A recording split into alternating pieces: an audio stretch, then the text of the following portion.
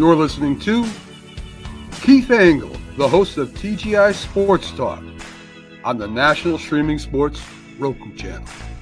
Football season is here, and SeatGeek is my go-to for buying tickets. Now with SeatGeek, every single ticket is backed with their buyer guarantee. We've all had plans change, and when you can't make it to the big game, SeatGeek has you covered. They're the only ticketer that allows you to return your tickets ahead of the event for credit with SeatGeek swaps. So when things come up, I know that my tickets won't go to waste. So what are you waiting for? Download the SeatGeek app to maximize your possibilities and shop live events with confidence.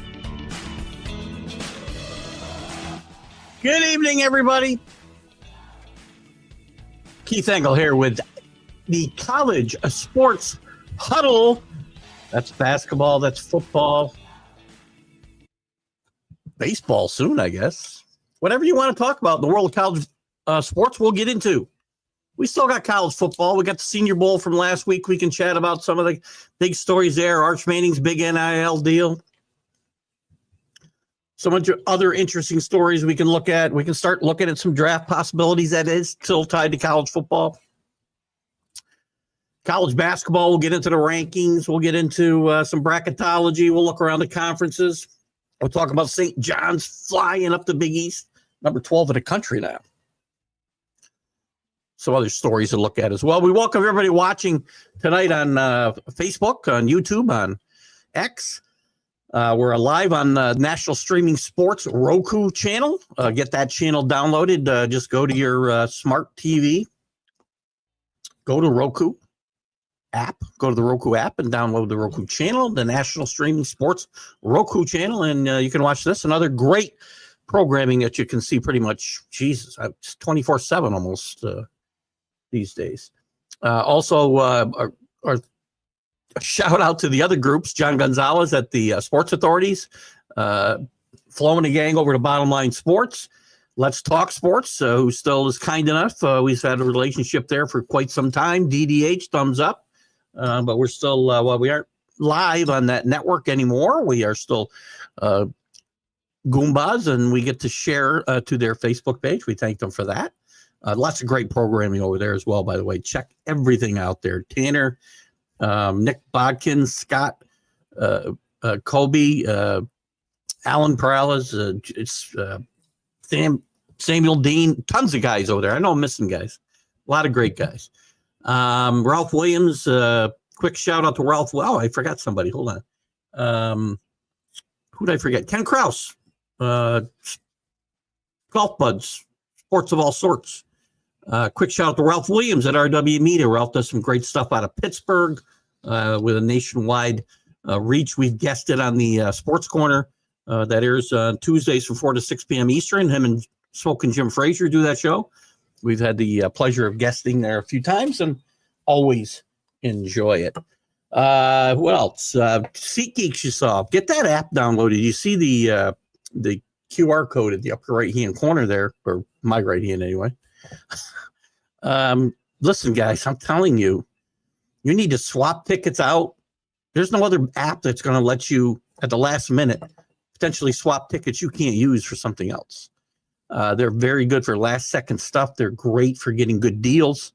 I use them quite a bit for concerts and the occasional ball game as well. So we'll get into everything we can today. Danny Fuller out on the West Coast. Good to see you, Danny. We'll talk a little UCLA. I'd love to get your opinion on where you think your team is at this point. Mitch Cronin has had a bit of an up and down season. UCLA starting out pretty strong, I thought, early this year. They were close to the top 10 or maybe in the top 10 for a while. Fell backwards and seemed to be climbing up the Big Ten a little bit. Their first year in the Big Ten. We'll see how that goes. But Danny, you can feel free to pop in. Evening in some areas, yes, it is. Either way, we have the great Keith Engle. Now, boom, wow.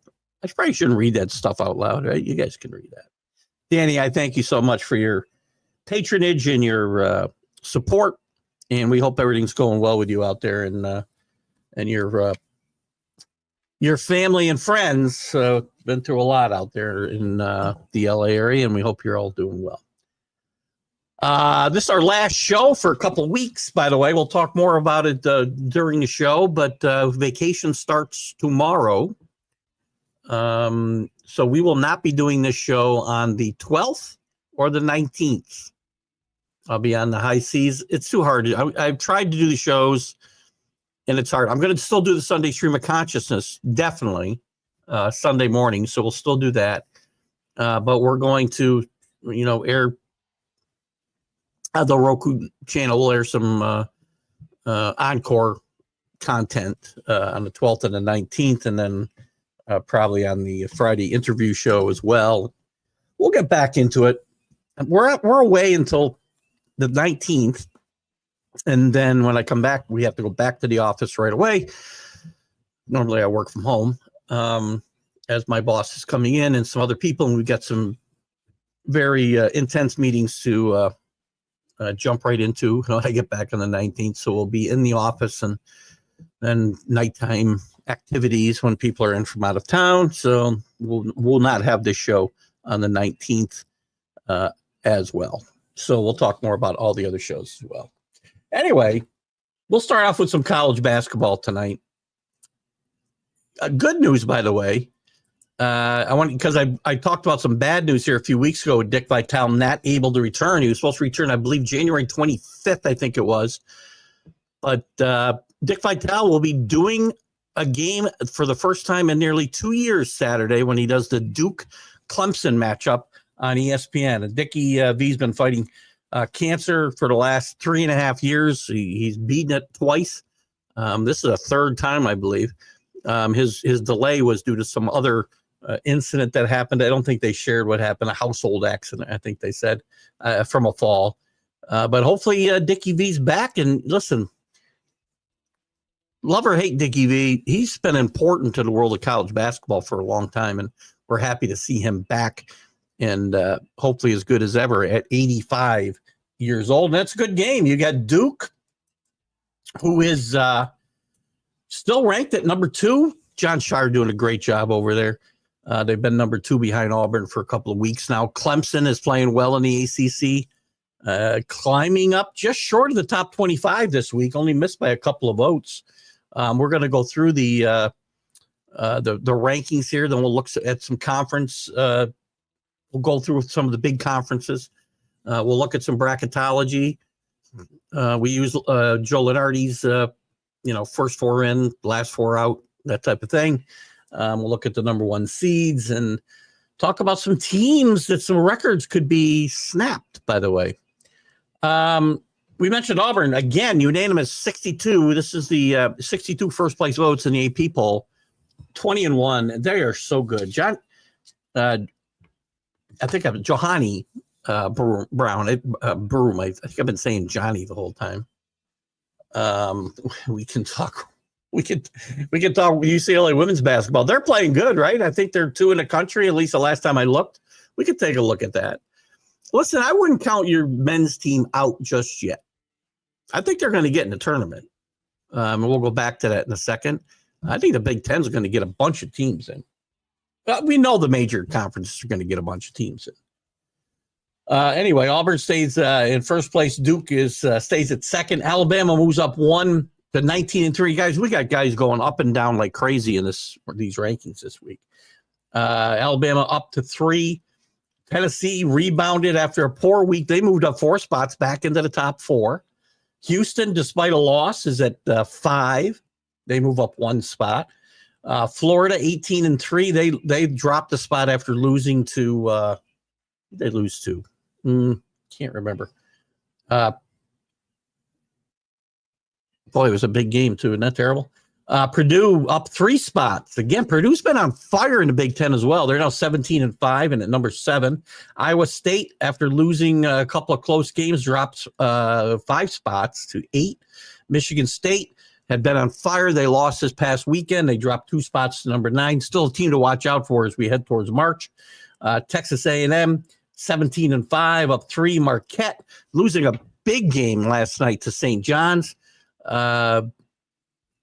They'll drop further than this probably next week. They've dropped 2 spots to number 11. St. John's, before beating Marquette, have jumped up another 3 spots to number 12. This team was only ranked first time a couple of weeks ago, playing great basketball. The buzz around New York City and the buzz around former Johnny players is just remarkable. That Rick Pitino's doing a great job. Another guy you can love or you can hate. He's a great basketball coach. Texas Tech been on fire, up 9 spots, 17-4 now. Kentucky hitting a little bit of a lull under the first year with Mark Pope. They drop another 2 spots to 14. They've been as high as, I think, 5. They lost John Calipari's homecoming last week, returning to Lexington. He was booed, roundly booed before the game, but his Razorbacks upset Kentucky on their home court. Missouri at 17-4, up 5 spots. Kansas did win a big game last night, but Kansas is 15-6. They dropped 5 spots. Bill Self starting to get questioned in the Kansas area. The buzz is starting to go. Listen, 15-6 is nothing to shake a stick at, right? But Bill Self has been around a long time. He's starting to have some doubters. Memphis jumps up 2. They're 18-4. Penny Hardaway doing a good job there. Maryland up 8 spots, 17-5. UConn jumps up 6 spots, 16-6. Big win for them this past weekend. Arizona up 6 with an ugly, ugly game against Arizona State. Bobby Hurley had pulled his kids off the floor at the end of the game. There was some issues and a lot of bad feelings came out of that game. At the bottom of the rankings, except for one team, you get teams that are in free fall here. Wisconsin drops 4. Mississippi State drops 8. Illinois drops 5. Michigan did jump up 2 back into the top 25. And Ole Miss drops 225. Falling out this week, Oregon, Louisville, Vanderbilt. 3 teams that I touted highly the last couple of weeks. Clemson just misses the top 25, as I mentioned, in St. Mary's close. Gonzaga, by the way, after being as high as 12 this year, only 11 votes, 11 points, whatever you want to call it. As we get towards tournament time here, Gonzaga should make the tournament. Should. No sure thing there, by the way. St. Mary's playing good basketball. I mean, if Gonzaga wins the conference tournament, and St. Mary's likely is going to get in that large. I'm not so sure if Gonzaga loses more than just to St. Mary's in their conference tournament, they may not get in. And Gonzaga, by the way, and even if they get in, I think one of the great streaks that we've had in recent college basketball, 9 straight Sweet 16s, by the way, for Gonzaga. And this isn't the old days, where you win one game and you get into the Sweet 16. Remember Dean Smith's great record? I don't remember what it was, 13 out of 14 years or some crazy number. But in those days, most years you had to win one game and you're in the Sweet 16. So not quite. This is a remarkable streak by Mark Few and Gonzaga in my mind. Kind of looking around the conferences, and we won't. The one bid conferences I'm not going to look at a lot. We're going to concentrate on the bigger ones and some of the local teams. I like to give a little local flavor here, right? So.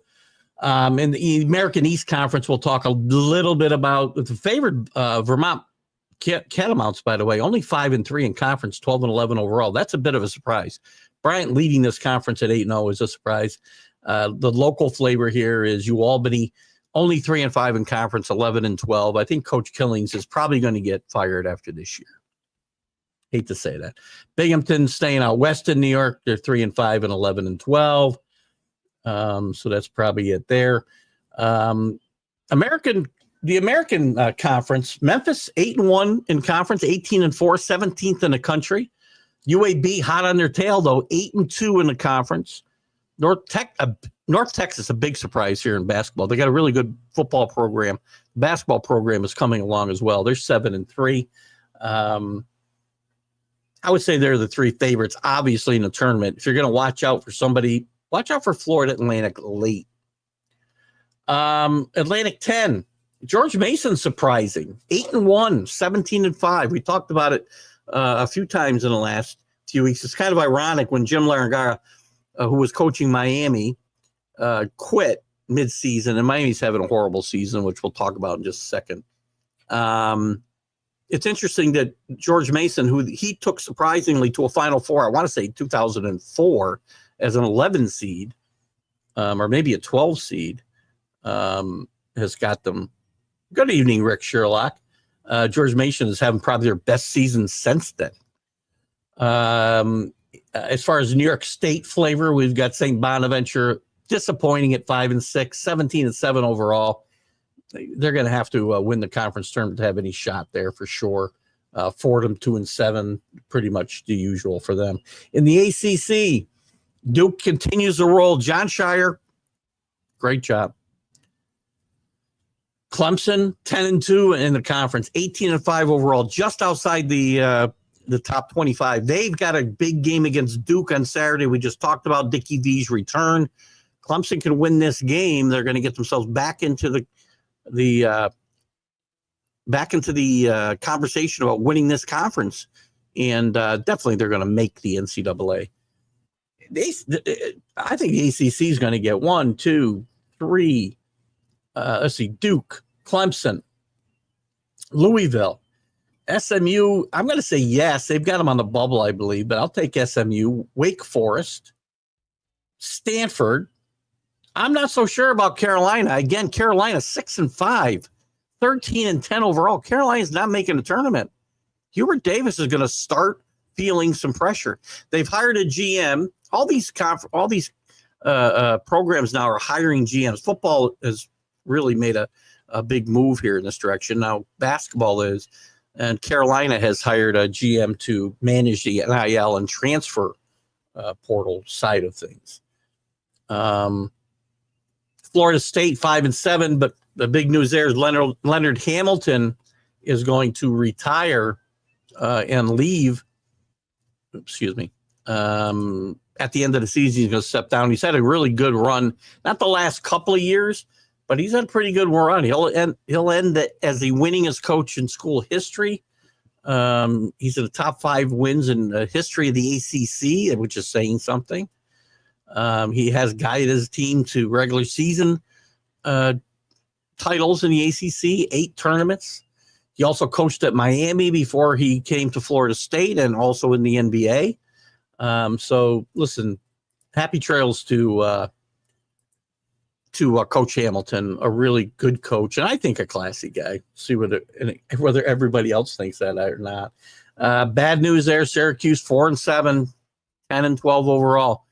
Autry just not getting it done, replacing the one of the all-time greats in Jim Boeheim. Virginia's a disappointment with their new coaching staff. Miami, as I mentioned before, 1-10 in the conference, 5-17 overall. Terrible. The Big 12, really good. Houston at the top, of course. Arizona, Texas Tech, Iowa State, Kansas. Who else? West Virginia should make the tournament. They probably get 7 or 8. I have a hard time finding. I'll go to Lenardi's stuff, and I'm going to have a hard time finding all these picks that are going to go in from these conferences. Excuse me. The Big East, as I said, the Johnnies, St. John's on a roll now. Big win over Marquette. Big win last weekend over Providence when looked like they had this game well in hand. They nearly blew it. It took a buzzer beater to get there, but 9 in a row now for Rick Pitino's Red Storm. I'll call them the Redmen. How about that? 20-3 overall, 12th in the country. Creighton playing good basketball. Marquette will make the tournament. UConn starting to right its ship, and yes, Danny Hurley is one of the best coaches, if not the best coach in college basketball. You may not like his attitude. He doesn't care. Xavier, I think, is solidly on the bubble. but it has a shot. And that's probably going to be it. 5 teams at most for the Big East. Big Sky's one bid. Big Ten, Danny Fuller. Purdue, as I said at the top, 10-2, 18-5, up to number 7 in the country. Michigan State with a little step back the last couple of games. They've lost 2 in a row. Tom Izzo will get this team righted, I think. They're one of the bigger surprises to me this year. But they'll make the tournament. Michigan will get in. I think UCLA gets in as much as, Danny's not enjoying the season. He says, check out the women, who I think are second in the country or were. UCLA's 8-4 in their first year in the Big Ten. That's not terrible. 17-6 overall. They've won 6 in a row now. 6 in a row. I think 6 of those are since Mitch Cronin called them soft. Got on his team, woke him up. I should play the Augie Garotto thing, right, Danny? It's full of expletives. He's the epitome of a great coach. It fits this too. I've talked about Augie Garotto on this show a lot over the years. Maybe not in the time since Danny's joined us, but I have great admiration for Augie. I think he's one of the best college coaches in history, not just baseball, of any sport. Motivator of great men. Won 3 NCAA titles at Fullerton State, Fullerton.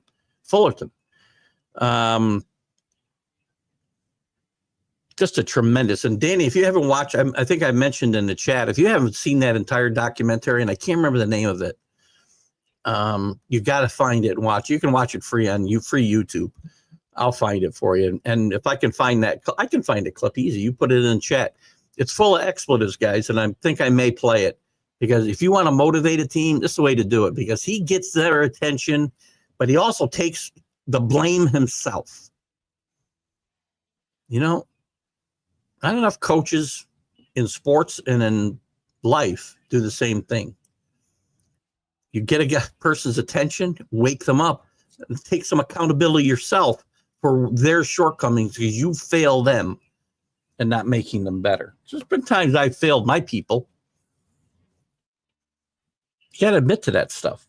Anyway, maybe we'll play that, Danny, if we get a chance. It's full of expletives, but it's one of the greatest coaches in sports history. I'm telling you right now, very underrated. Nobody knows his name.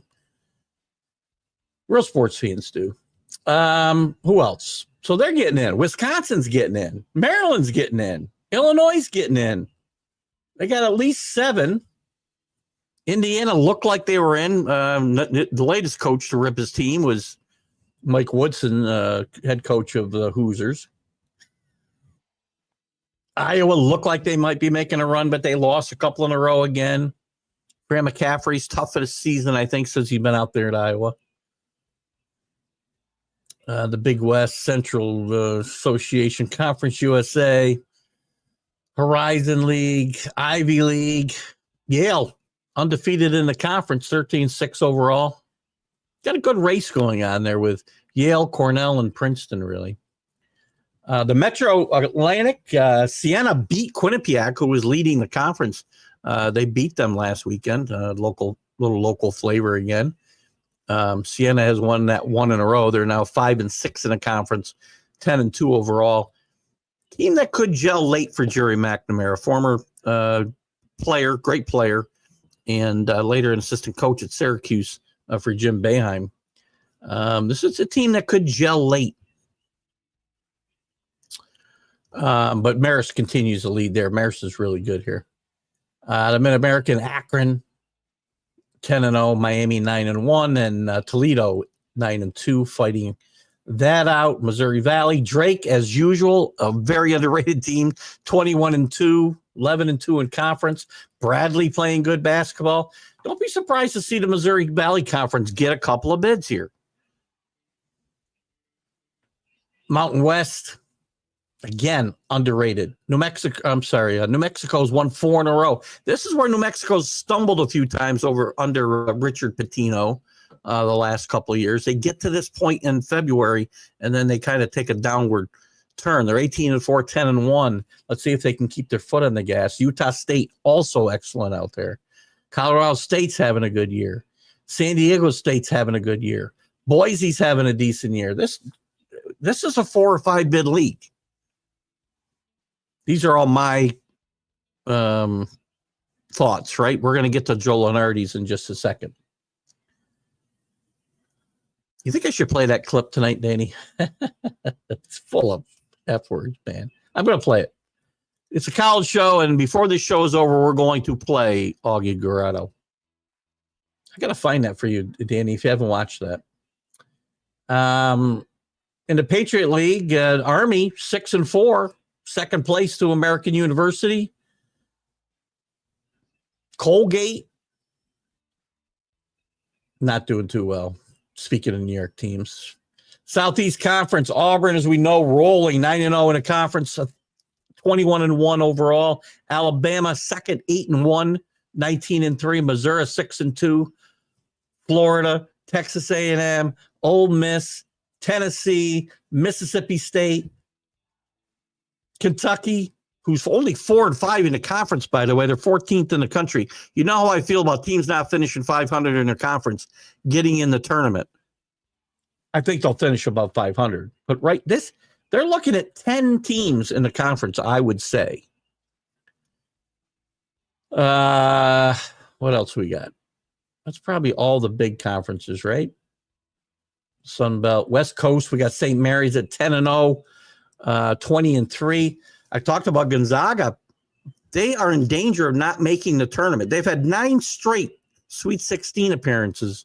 They're only 7-3 in conference, 16-7 overall. San Francisco is now ahead of them by half a game at 8-3. Santa Clara hanging in there. This is going to be a 2-bid conference. I can't see them getting 3 in.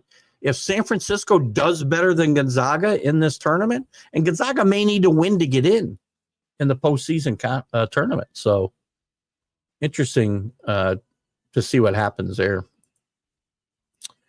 From there, let's go to the bracketology and see what's what compared to what I just kind of gave you a little bit. Overall, look at the bubble watch. Top overall seed right now is Auburn.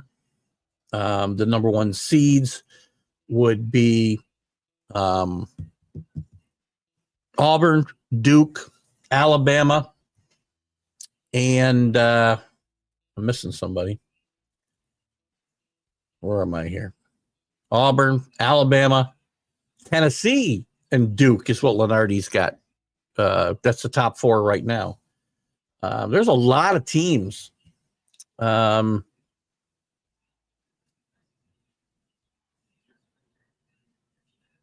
are going to have trouble getting in that have been tournament staples.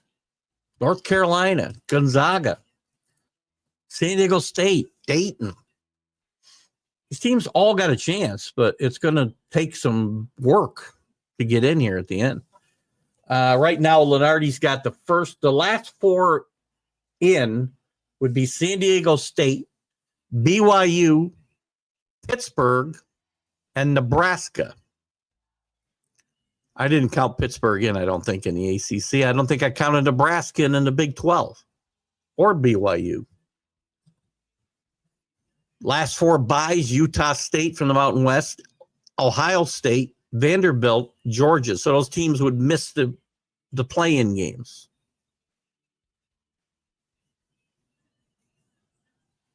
First 4 out, UCF, Xavier, who I have on the bubble, Arizona State, USC. The next 4 would be Wake Forest, SMU. I think SMU's resume looks okay to me. And North Carolina out. And to me, I don't know that they're even in the next 4 out, quite frankly. And Arkansas is further back than that in my mind. Lenardi's conference breakdown, he's got the SEC with 13, the Big 10 with 10, the Big 12 with 8, ACC only 4 for the ACC is shocking.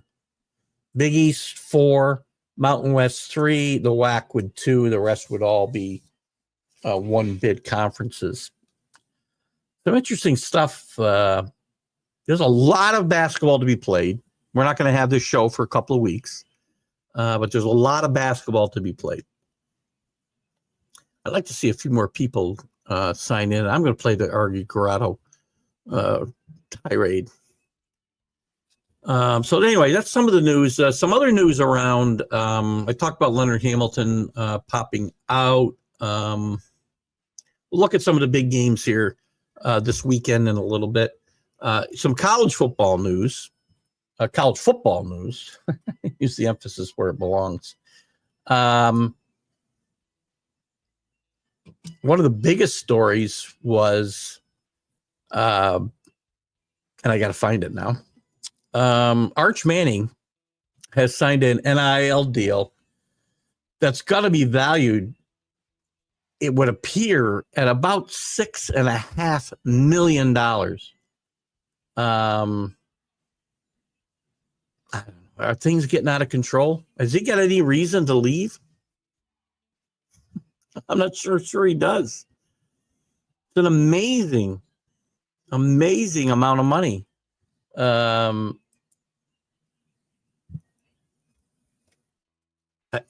flabbergasted. I don't even have words to kind of speak how I feel about this.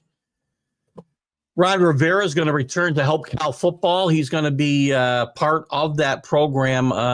What's his official? I don't think he has an official title.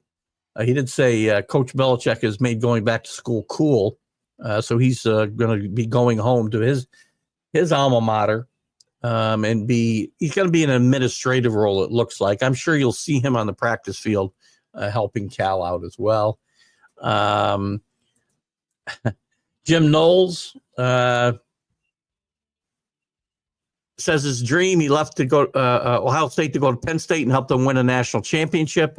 He thinks they're very close. I think an extra $1 million or close to $1 million probably had something to do with him leaving. But he did have the top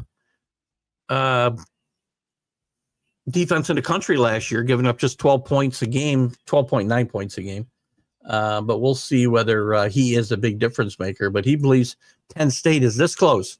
And I think they're this close as if they fired James Franklin. He can't win big games. Someday he'll make me shut up, right? Interesting. Pep Hamilton, longtime NFL coordinator, coach, and offensive coordinator in the pros. He was with Texans. He was with Indianapolis and Stanford previously as well. Had an interview with the Patriots for their head coaching job, which was basically just a cursory interview to meet the Rooney Rule restrictions. He'll be Maryland's offensive coordinator this year. Keep an eye on him. I'm a big fan of sorry.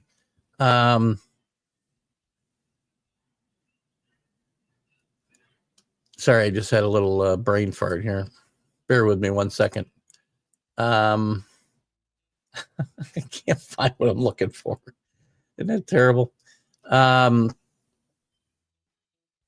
Anyway, I'm a big fan of Pep Hamilton. I think he's done a really good job. I think he'll be maybe the next head coach of this Maryland Terrapin team if they struggle as they have the last couple of years.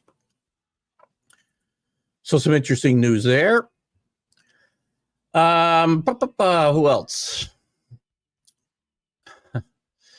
We got more lawsuits. I mean, I hate the offseason in football because we got lawsuits. We got Wisconsin cornerback Fucarine said he will earn hundreds of thousands of dollars in compensation if he receives an injunction enabling him to play for the Badgers this fall. So he's suing to be able to play because his transfer, he did not hit the portal at the right time, and now he's suing the NCAA, and he wants damages because of the money he could have earned in NIL money. This thing is just getting uglier and uglier, right? And by the way, a very a sad story. Former Texas star Tim Campbell, brother of Earl Campbell, the great the great running back for Texas and later the Houston Oilers. Tim Campbell died of cancer at 68 years old this past week. He played defensive line for Texas from 75 to 79. So our heartfelt condolences and prayers go out to his family and friends. What else? What else is going on in the world of college sports? And again, this show normally goes an hour and a half during the heart of college football season. Things slow down a little bit in college basketball, but I want your thoughts on anything to do with college basketball, college football, rules, big games. We're going to take a look at some of the big games. I'm going to play you a great motivational moment by Augie Garrido, former Texas baseball coach, Cal Fullerton head baseball coach, and it's not for the weak of heart. But I got to tell you, man, I know one thing: his players would run through a freaking brick wall for Augie. And I'm gonna find that whole. I gotta find that whole thing. We're gonna play that before we wrap it up. Maybe even at the top of the hour. I don't know. We'll see how that goes. Let's look.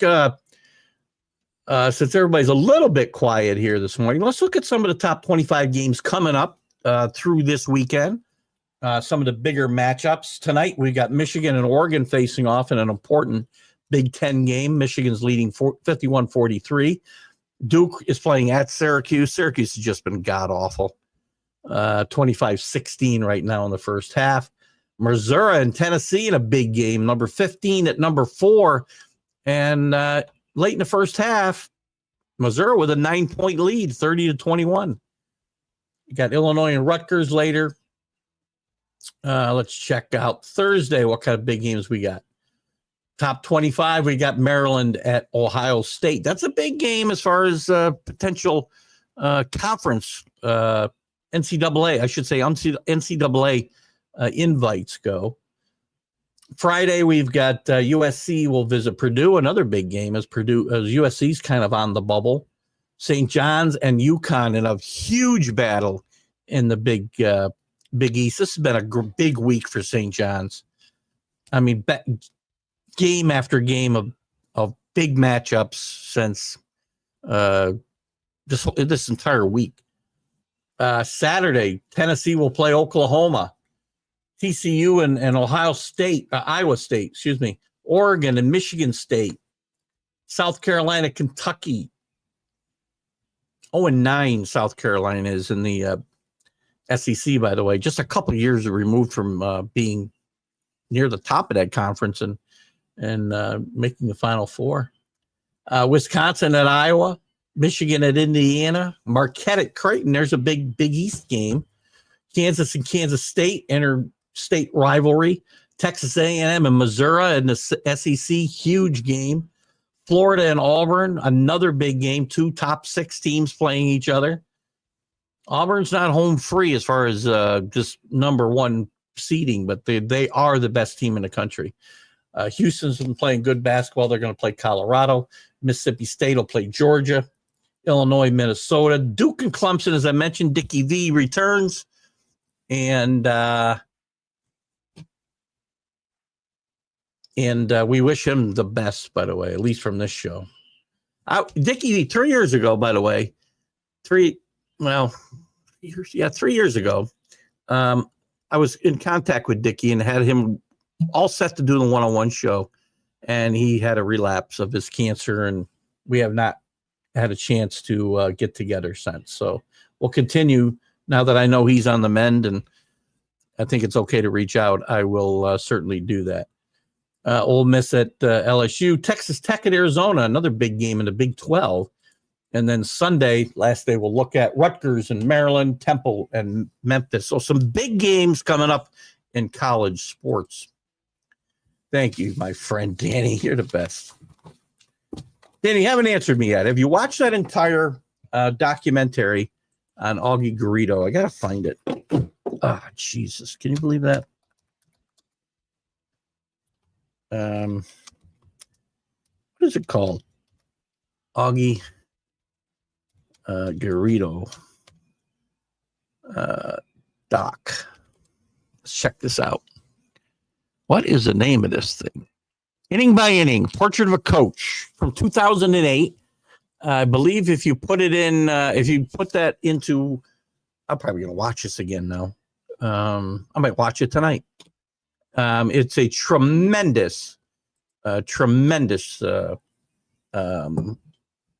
documentary about his career. And you'll see, I'm going to show you a clip of how coaches motivate. I mean, Bobby Knight was this way and got himself in trouble. Augie got himself in trouble a couple of times, but nothing by yeah. You have seen it. Excellent. I was trying all day to think of the name, and I didn't get a chance to kind of punch it in and look it up.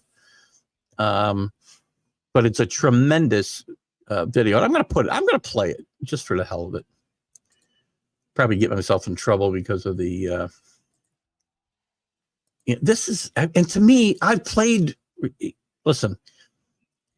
And Augie through the years, again, he was Bobby Knightish, but then his players would run through a brick wall for him.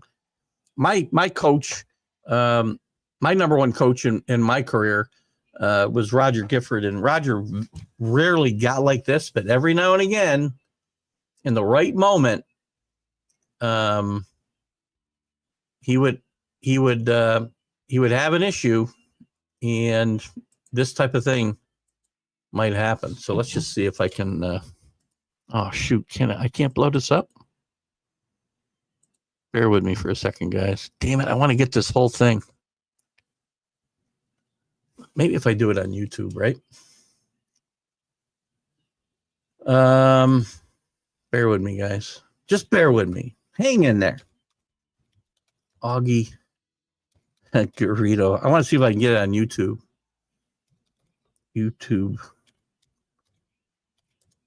Let's see what I can get.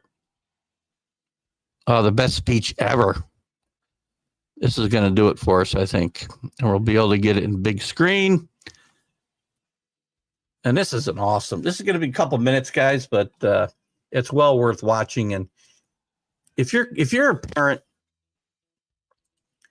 here's what I want to kind of say. Doing better, good. Hey, Danny, good. I'm glad you're doing. I hope you don't think I don't care about you because I didn't say how you're doing. So I hope you are doing well. Bear with me a second. What I want you guys to know, I want to make sure I can find this thing here. Now I got to find it. There it is. But I want the whole screen. All right. So let me lead up to this. So if you're a parent, you got to stop babying your kids. When coaches yell at them, most coaches, not all of them, most coaches, if they're worth it, their salt, they're going to break a kid down to build them back up. It's not a bad thing. Getting a kid's face and telling them they did wrong, but also taking accountability at the same time is not something that you should take lightly. This is a great teaching moment for kids, for adults, just in life, right? It is a wonderful 2.5 minutes. So we're going to watch it right now. So thank you for sharing this with me, Danny, because I haven't seen this in a while. I love this inning by inning documentary. You guys have to watch it. And it's relevant to the show because we're talking college sports. And I think this guy is one of the best college coaches in any sport that I can think of. Let's take a minute and watch Augie give it to his team, but himself at the same time.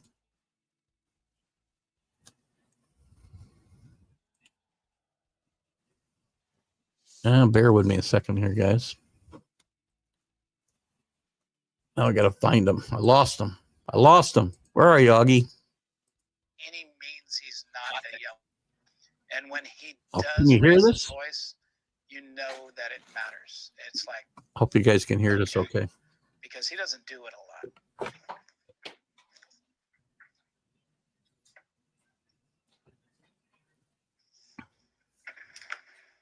All right. In 15 minutes, you guys will probably all be fucking fine with this, okay? So I'll just sum it up this way as fast as I can. That is the most humiliating game in the last fucking 10 years I've been involved with. All of us as competitive people get to different places in our mind at different times. But I think I have a tendency to break out of my professional responsibility and role when I feel that I'm failing, and then I sometimes, hopefully not very often, but I think I become that little boy that's saying, it's not about me, it's your fault. And that's not right. How can we fucking get picked off at first base? How can you do that? The fuck is that about? What do you think you're fucking with here? This isn't about some goddamn game. This is about our lives. Do you get it? God damn it! Don't you get it? You don't have a choice. When I fucking tell you to take, you take. Don't tell me you don't see it. You fucking look. You understand? I don't give a shit. Like I said, 15 minutes from now, you don't give a fuck. You walk out of here, I gotta live with this motherfucking fucking embarrassing game the rest of my fucking life. I have totally fucking failed you guys. We got beat at every single fucking part of this. Everything. Everything.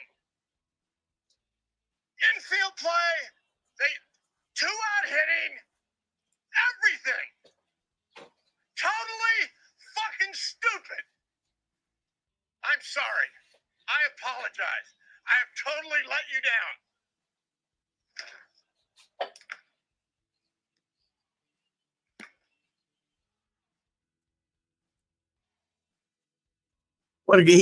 That had a little explanation in there too, Danny, that you didn't have before with the clip that I found, but I thought it was pretty cool. And Augie explaining,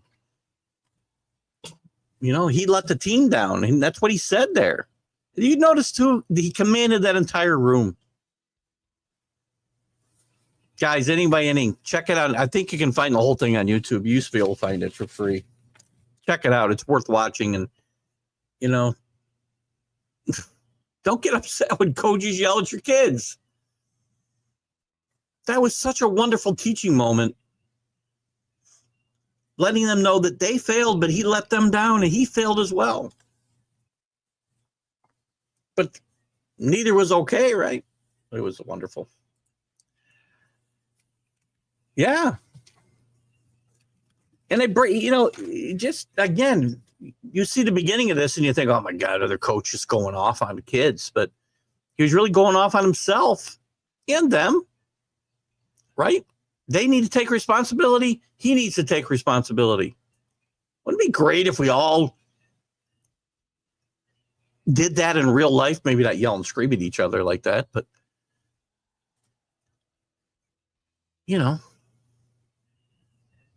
everybody can take accountability for what they do. And Danny's right, covers everything, takes the blame off the kids and takes the blame. But he was upset. That team, and Danny said that team went on to win 10 in a row, I believe. 2000, that might have been the year, the last year he won a national championship with Texas. I'm not sure. I'd have to watch the documentary over again. And it's inning by inning if you want to watch it. And Augie's one of the great coaches in college sports history. Rick Sherlock says both his coaches had a passion. His high school coaches had a passion to fire without F-bombs. My Colonials coach couldn't go a complete sentence without an F-bomb. He was amazed. I was amazed he could do radio interviews without a delay. We talked a little bit about Don Betton. You were talking about, Rick, when I had Gary McKillips on the show, who used to do the play-by-play for the local radio station WNT for the Colonials as well. So I saw Roger Gifford, who was my high school baseball coach, a great coach, and he should be in the New York State Baseball Hall of Fame, by the way, along with Craig Phillips. One time he went off like that. One time. And that's all it took. And we went on a tremendous roll after that. And won another sectional title. And again, I don't revisit those high school days a lot. But I like to reminisce about them. Simpler time, man. You don't even know all the lessons you're learning in sports. Sports should be a place to learn. That's why, and again, I think this pertains to the college sports show, right? Keeping score is important.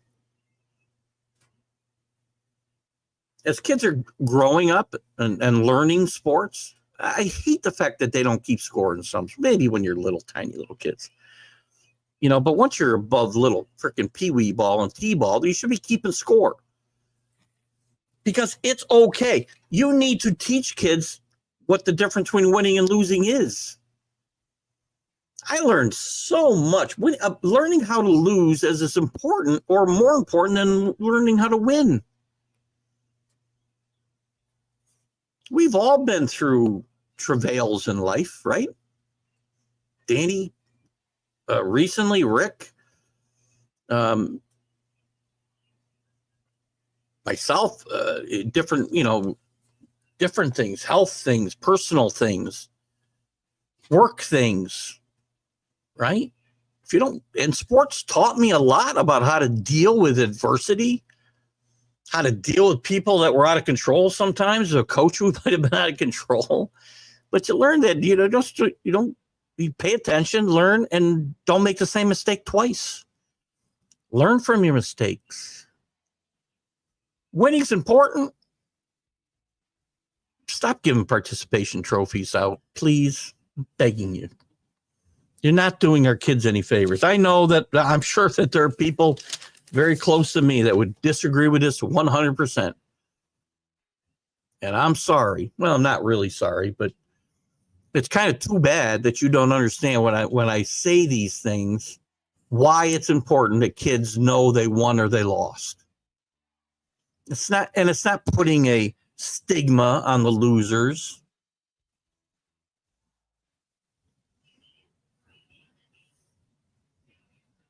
I wasn't a great athlete, man. I wasn't a natural athlete like a lot of kids that I played with. I had to work. And you know how I got better? I got better by failing. And I didn't want to fail anymore. And I worked hard. That's not to put the kids down with natural ability. They were great players and they worked hard too. It's not okay to just say, yeah, you lost. Here's your trophy. Go on. Don't get any better. You don't need to get better to get that trophy, because just showing up will give you a trophy.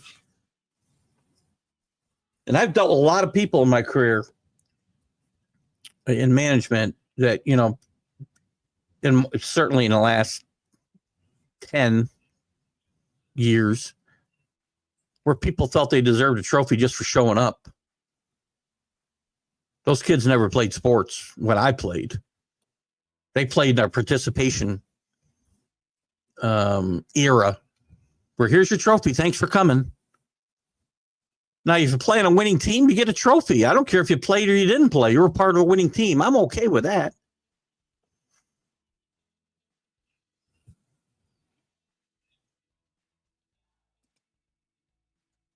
Right? Sorry, I go off on these rants every now and again, and I get myself in trouble, which I don't care about, because, again, for whatever reason, people near me don't understand the importance. You need to learn how to lose, man. Yes, lessons that lasted a lifetime, Rick, for sure. I didn't even know I was learning lessons most of the time then. Did you?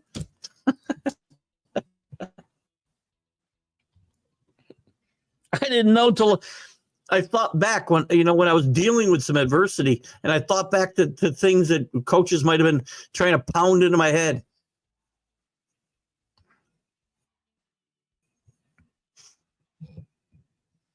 Even the lessons my granddad taught me when I thought he was crazy. Smartest man I ever knew about life. But it's okay to lose. Go out there and give it your all and lose. That's okay. Get better. Next time, be better. Be better prepared.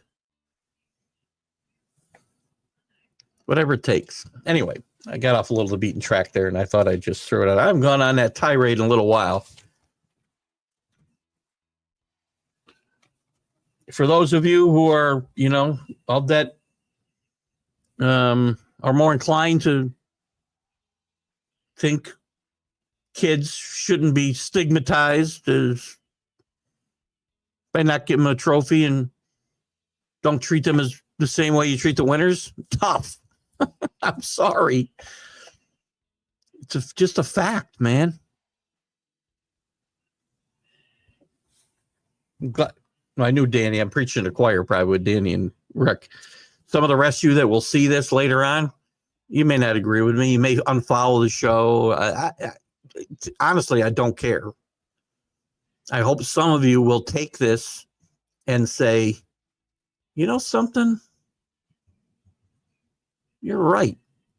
Just because my son showed up to his soccer tournament doesn't mean you get a freaking trophy. Who was it? James Harrison with the Steelers. I think it was James Harrison. His kids were playing in a tournament, and they finished, I don't know, last. I don't know where, but they did not finish in the top couple of teams.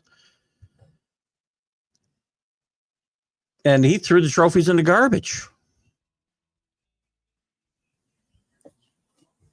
It's okay to lose. You got to learn from it, though, right? Way off on tangent tonight, guys. I apologize for that.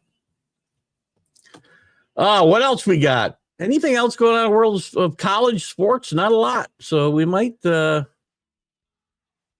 me look at some of the bubble teams here real quick. We got a bubble watch. Let's just look at this bubble watching.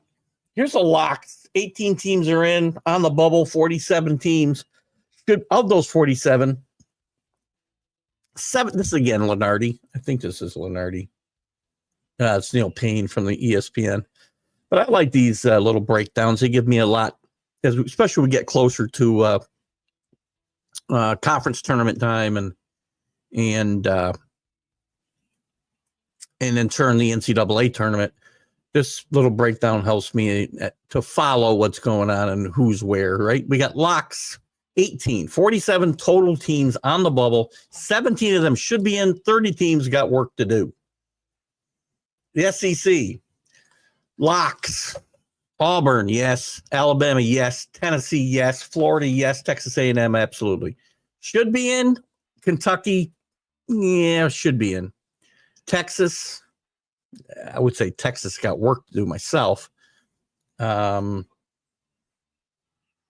Mississippi State, I would say, is in good shape. Ole Miss, I would say, is in good shape. Work to do. Missouri, I've got Missouri. I don't know. I have Texas likely in, but work to do Missouri. I'm not buying it. Georgia, a lot of work to do by Georgia. A lot of work to do by Oklahoma. A lot of work to do by Arkansas. Vanderbilt, I would put ahead of some of these other teams. I'd have them at the top of the work to do crowd. Thank you so much, Danny. Listen, I try to be, what you get is me all the time here, right? Always. That's who I am. Sometimes you're going to like it. Sometimes you're not. I don't make any apologies for who I am or what I do. And sometimes it gets me in trouble within the family, but that's what happens. Big Ten, locks, Illinois, Purdue, Michigan State, Michigan, no argument. Maryland should be in. I put them closer to a lock. Maryland should be in. Wisconsin in. UCLA should be in. Ohio State, to me, they got work to do. Oregon's got work to do. Nebraska's got work to do. Northwestern, Penn State, Indiana, lots and lots of work to do. Iowa, lots of work to do. USC, lots of work to do. Outside looking in, Rutgers, Minnesota, Washington. I didn't look at the outside looking in for the let me go up here. Outside looking in at the LSU and South Carolina. Big 12, locks, Houston, Arizona, Kansas, Iowa State, Texas Tech. No arguments there. Baylor should be in. Baylor, to me, has got work to do. BYU should be in. Work to do, Cincinnati. West Virginia, I think, should be in. Arizona State, work to do. UCF, work to do. Outside looking in, I'm putting UCF on the outside looking in, by the way. TCU, Utah, Kansas State, Colorado. ACC, one lock. That's amazing to be talking about this on February 5th, and there's one lock in the ACC. One lock. That's Duke. John Shire, great job. Should be in Clemson. Clemson's getting close to lock, even though they're not ranked. Carolina right now is on the outside looking in. They've got them with an 87% chance of making the tournament. I'm not buying it. Work to do. Pittsburgh. Louisville, I think, should be in. SMU should be in, but I'll leave. I'm okay with the work to do. Wake Forest, work to do. Outside looking in, absolutely. NC State, Florida State, Notre Dame, Stanford. Stanford, I would put on the work to do list, by the way. Syracuse out. Big East, locks. Are you telling me St. John's is not a lock? After beating Marquette? They're a lock. If UConn's a lock, St. John's is a lock.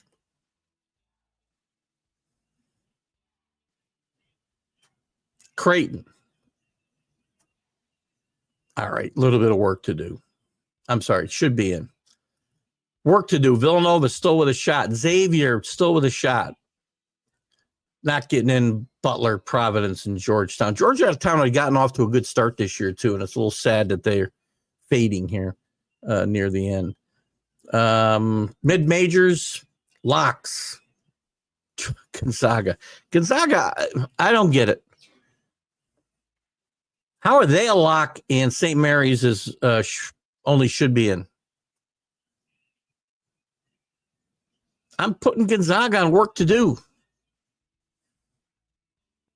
I'll put Memphis in the lock category. I'm putting Utah State in the lock category. VCU with work to do. San Diego State, a little bit of work to do. Liberty, I don't get. They got to win their turn. They got to win their conference to get in. Boise State, some work to do. Yes. Drake, very close to a should be in. But again, it could be a one bid league, so you might have to win your conference. New Mexico, Bradley, George Mason. Again, if you're from a one bid conference, like Bradley or Drake could be a one bid in that Missouri Valley. George Mason's going to be in a one bid league, so you got to win the conference to get in. But I think Utah State, New Mexico are both in, whether they win the conference tournament or not. Of the mid majors and outside looking in, Nevada, Wolfpack. I think North Texas State has got a better, North Texas has got a better chance than people think. Dayton's probably out, Louisiana Tech's out, St. Joe's all out. So that kind of helps me a little bit. Anyway, guys, I really have not got much else to talk about tonight. So we're going to, again, I apologize for my little offshoot on sports and winning and losing being important. But listen, I think it's an important message. And every week we've got new people that watch, and some people may enjoy what they heard and some people may unfollow the show. I'm happy for both of you, or both of those groups. You know, everybody's entitled to their opinions. I'll never change mine about this topic. Anyway, I appreciate everybody popping in today. What do we got left? So Friday, traveling. I'm in Florida for 2 days and then a cruise ship for 12 after that.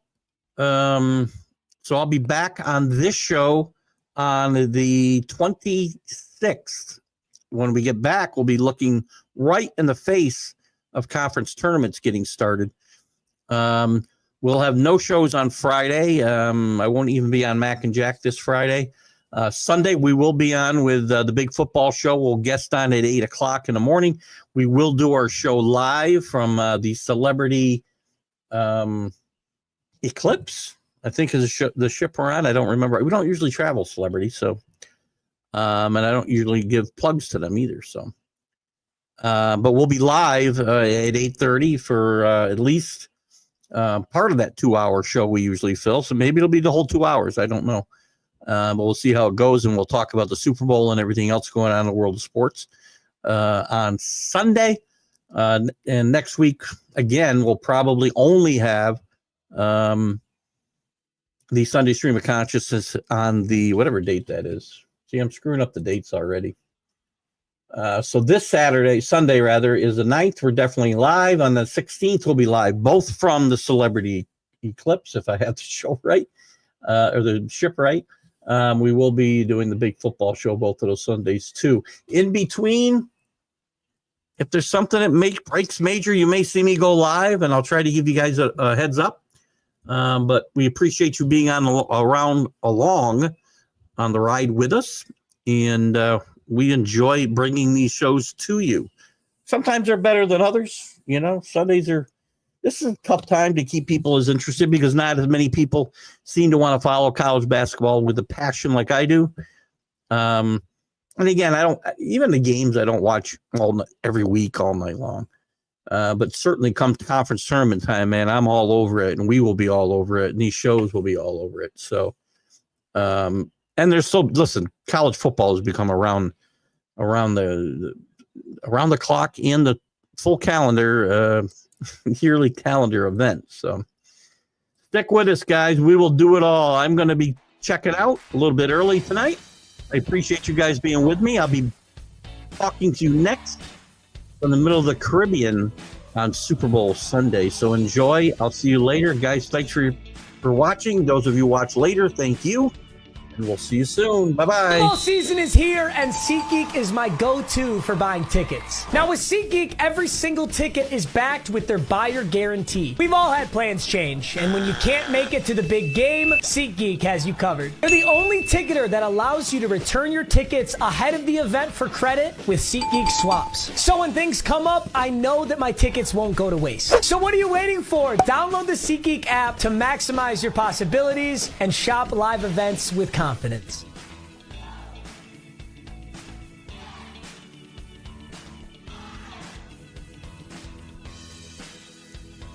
You're listening to Keith Engle, the host of TGI Sports Talk on the National Streaming Sports Roku channel.